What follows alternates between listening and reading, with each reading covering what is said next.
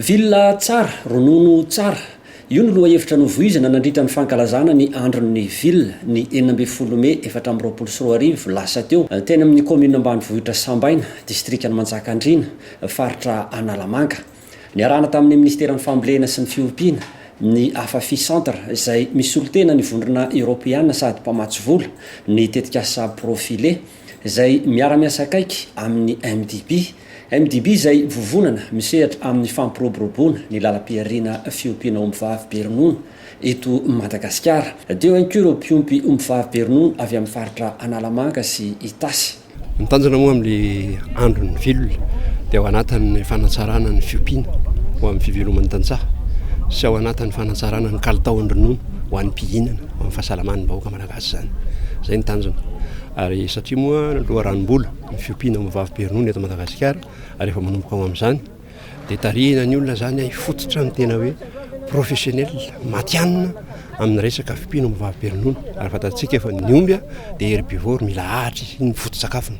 Dia ny foto-tsakafo iny zany efa betsaka ny momba ny sakafo nampianarina fa androany zao tsika manokana mahandro ny villa azy dia natao ny fampianarana hoe ahoana no ananana villa ho an'ny omby na kely aza ny tany na tsy hampiasa ny rano fa misy rano kely eo dia zay efa teknika ahafahana mivelona amin'ny resaka fiompiana ombivavy Bernono ary fanatsarana ny kalitaon'ny fiompiana sy ny kalitaon'ny ronono izay omena ny mpihina.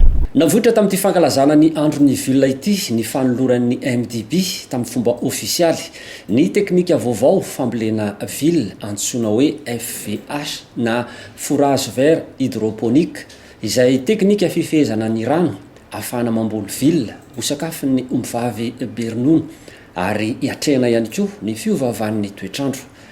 Ny fivoaran'ny teknôlôjia dia manaraka ny fivoaran'ny toetrandro hatrany. Iarahantsika malala fa miovaova ny toetrandro manerana an'izao tontolo izao ary tsika eto Madagasikara ihany koa dia tsy maintsy ho tratran'izay rehefa tratran'izay zavatra izay. Ary izay indrindra nanaovana ity resaka fourage androany ity dia mahakasika amin'ny fourage verte.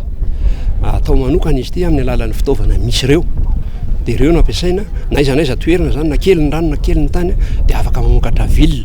Zany hoe na olona kely ary ny taniny fa te hiaina amin'izany fiompiana ville zany satria loharanom-bola io dia afaka manao zany izy.